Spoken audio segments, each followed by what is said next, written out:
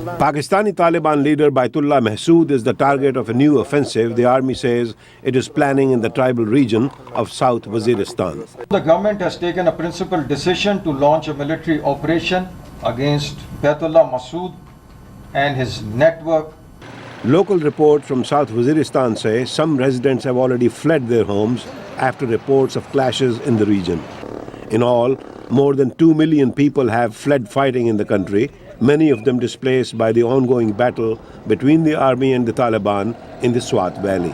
Tuesday, at a news conference in Washington, UN High Commissioner for Refugees Antonio Guterres said the new offensive in Waziristan will further complicate the problem. We are still, I would say, concerned with the future developments in Waziristan and the implications of the Waziristan operations in relation to further displacement in an even more complex area to provide assistance. Guterres said the refugee problem in Pakistan has all the elements of an impending disaster that could have impact beyond the country's borders.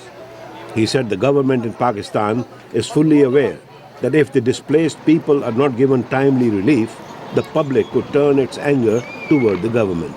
Everybody I spoke to was very clear, saying that a failure to deliver proper humanitarian assistance to this population can translate itself into a disaster for the country, and I would say with some implications that go far beyond the borders of the country.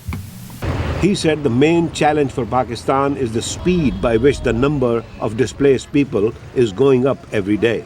And he added, Pakistan will need more help when Swat Valley residents begin to return home. Overall, the UN reports that the number of people forcibly uprooted in the world stood at 42 million in 2008, and the number is already on the rise in 2009.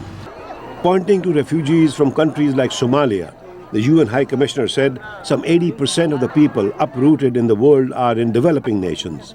And he said that amid the global economic downturn, wealthy nations are growing increasingly reluctant to grant asylum to the displaced.